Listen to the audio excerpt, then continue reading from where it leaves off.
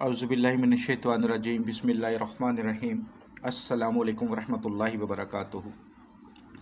दुआ करता हूँ मेरे मुसलमान बहन भाई दुनिया के किसी भी कोने में हों, खैर अफ़ियत से हों। दुआ के लिए जब भी हाथ उठाएं मुझे, मेरी फ़ैमिली को और तमाम मुसलमानों को अपनी दुआओं में ज़रूर शामिल कर लिया करें।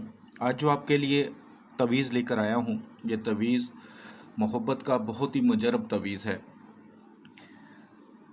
कुछ तवीज़ मुझे जो बहुत पुराने हैं मेरे उस्ताद ने पिछले दिनों दिए हैं, जो उनको तकरीबन 4 से 5 उस्ताद के बाद मिले हैं। यानी कि जैसे मेरे उस्ताद हैं, उनके उस्ताद और उनके उस्ताद और उनके आगे उस्ताद, यानी कम अज़ कम कोई 150 साल पुराने हैं ये।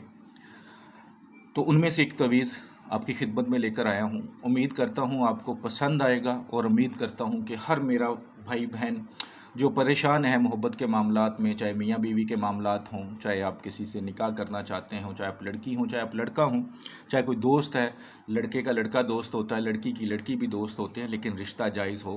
क्योंकि आजकल लड़के लड़के के साथ गलत करते हैं, लड़कियाँ लड़की के साथ भी गलत करती हैं। तो जायज़ मोहब्बत के लिए सबको इजाज़त बिस्मिल्लाह बनाएं, फ़ायदा ही फ़ायदा है।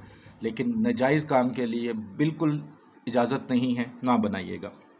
जो इस अमल को करने की रूहानी इजाज़त चाहते हैं 41 टाइम दुरूशी पढ़ के कमेंट्स बॉक्स में इंशाअल्लाह लिख दें।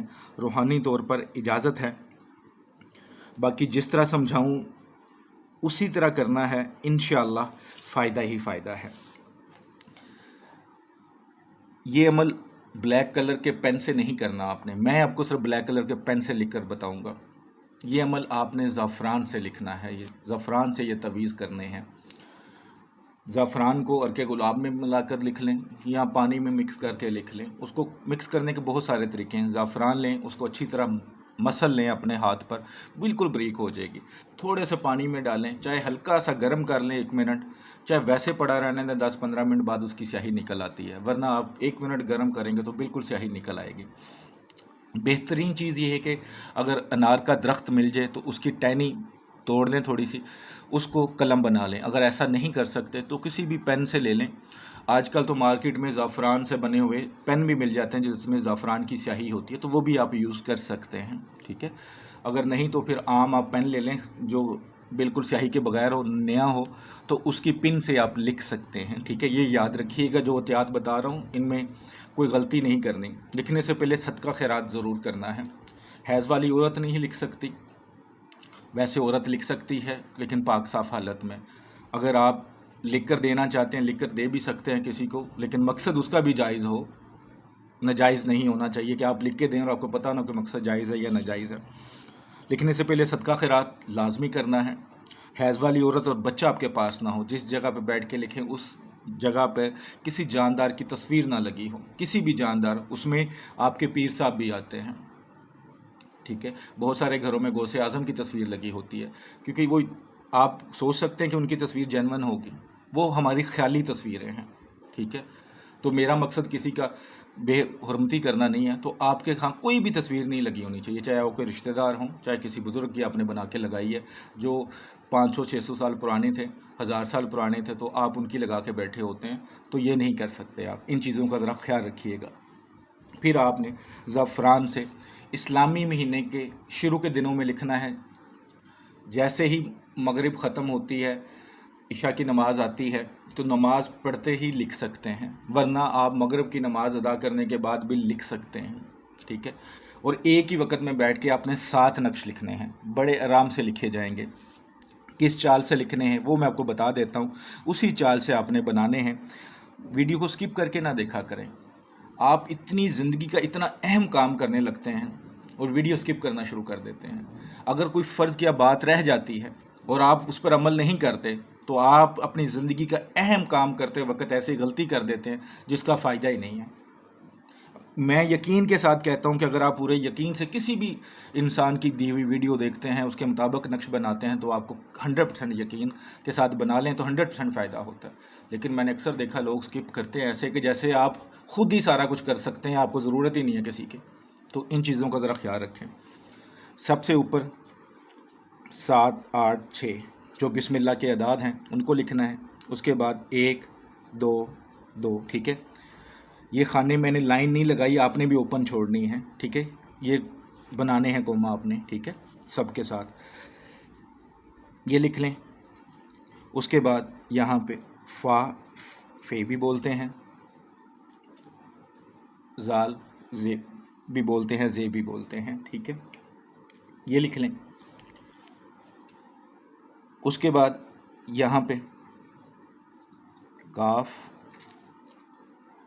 है, ठीक है। उसके यहाँ पे त्वा तोई भी बोलते हैं, यहाँ पे या वदूदो, ठीक है, ये लिख लें। उसके बाद यहाँ पे नून, यहाँ पे शीन, ठीक है। इस तरह आपने 7 नक्श बना लेने हैं, इसी चाल के मुताबिक 7 नक्श बनाने के बाद फिर सब पर बारी बारी नाम लिखना है महबूब का। महबूब बिन माँ, अगर औरत होगी तो यहाँ पे आप बिन्त लिखेंगे, अगर मर्द होगा तो यहाँ पे बिन आएगा, ठीक है। सिर्फ महबूब का नाम लिखना और कुछ नहीं। ये 7 तवीज़ आपने इस तरह बना लेने हैं, इसी चाल के मुताबिक, इसी तरह, ठीक है। 7 नक्श मैं थोड़ा क्लोज कर देता हूँ ताकि अगर किसी को समझ ना आए, ठीक है। ये 7 तवीज़ आपने तैयार कर लेने हैं। करने के बाद एक दिन तैयार कर लें, उसके बाद आपने डेली एक तवीज़ को जाना है। आपके पास कोई ऐसा पानी होना चाहिए जो बहता हो, चाहे वो खाला हो, खाला आप समझते हैं जहाँ गांव वगैरह में ट्यूबवेल वगैरह चल रहे हो तो उसका साफ पानी बह रहा होता है, कोई नहर हो, कोई समुंदर हो, कोई दरिया हो, वहाँ आपने जाना है। इसके अलावा इसकी कोई शर्तें नहीं हैं, यही शर्तें आपने पूरी करनी है। तो डेली एक नक्श को लेके चले जाना है, उस पानी में बहा देना है। नक्श को खुला छोड़ दें, फोल्ड कर लें इसी तरह, या खुला छोड़ दें, कोई मसला नहीं है। 6 नक्श इसी तरह आपने बहाने हैं। जो 7वां नक्श 7वें दिन बच जाएगा, उस नक्श को फोल्ड करें, ठीक है, अच्छी तरह।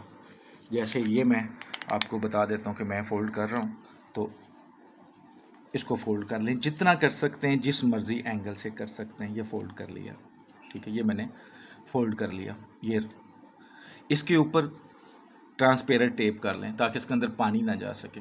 ग्रीन कलर कपड़ा लें, उसके बाद वो लपेटें डोरी या लास्टिक के साथ। औरत जो होगी अपने राइट हैंड का जो मसल, जिसे डोला भी कहते हैं, उस पर बांधेगी। मर्द लेफ़्ट साइड के मसल पर, डोले पर बांधेगी। अगर फ़र्ज़ किया आप बाजू पर नहीं बांध सकते, ऐसी जगह पे हैं, कोई कंपनी है, जॉब करते हैं, या आप इस चीज़ को अपने घर वाले नहीं समझते, जो भी है, तो फिर इस तरह बनाकर आप किसी वज़नी चीज़ के नीचे रख देंगे। घर में रख लें, बाहर रख दें, लेकिन ऐसी जगह जहाँ पे पाँव न लगते हों, जगह पाक साफ़ हो, और कम से कम 10 से 15 किलो वज़न इसके ऊपर होना चाहिए, रख दें। महबूब ऐसे हो जाएगा कि जैसे आप मछली कभी पानी से बाहर निकालें ना, कैसे तड़पती है, इसी तरह तड़पना शुरू होगा। जब तक वो आपसे मिलकर मोहब्बत का इजहार और आपकी मोहब्बत का इजहार करवा नहीं लेता, वो रह नहीं पाएगा। लेकिन जायज़ होनी चाहिए, नाजायज़ नहीं। अक्सर लोग व्हाट्सएप पर आते हैं, जी शादीशुदा औरत है जी, मैं उसकी तलाक करवाना चाहता हूँ, मैं चाहता हूँ मेरे साथ उसकी दोस्ती हो जाए।